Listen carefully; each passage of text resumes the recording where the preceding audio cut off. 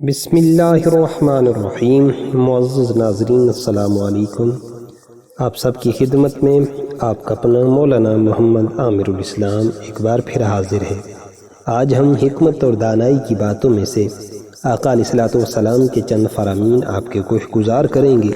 اللہ رب العزت کی بارگاہ میں دعا ہے اللہ مجھے اور آپ کو ان فرامین کے اوپر عمل کرنے کی توفیق عطا فرمائے۔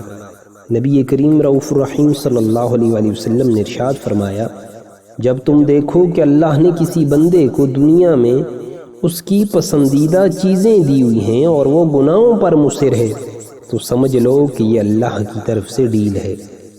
نبی کریم رؤوف الرحیم صلی اللہ علیہ وآلہ وسلم نے فرمایا، ممکن ہے اللہ ہر گناہ کو معاف کر دے سوائے اس شخص کے جو شرک کی حالت میں مر گیا یا جس نے کسی مومن کو جان بوجھ کر قتل کیا۔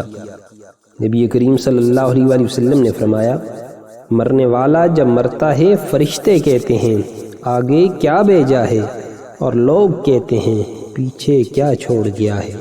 نبی کریم صلی اللہ علیہ وآلہ وسلم نے فرمایا، صدقہ قبر کی آگ کو بجھا دیتا ہے اور مومن قیامت کے دن اپنے صدقے کے سائے میں ہوگا۔ نبی کریم صلی اللہ علیہ وآلہ وسلم نے فرمایا، کسی آدمی کے سر میں لوہے کی کیل ٹھوک دی جائے، یہ اس کے لیے اس بات سے بہتر ہے کہ وہ ایسی عورت کو چھوئے جو اس کے لیے حلال نہیں، یعنی نامحرم عورت کو چھونا یہ بہت بڑے گناہ کا کام ہے۔ نبی کریم رؤوف الرحیم صلی اللہ علیہ وآلہ وسلم نے فرمایا، اللہ کے نزدیک سب سے ناپسندیدہ کلام یہ ہے کہ کوئی کسی سے کہے کہ اللہ سے ڈرو اور وہ جواب دے کہ تم اپنی فکر کرو۔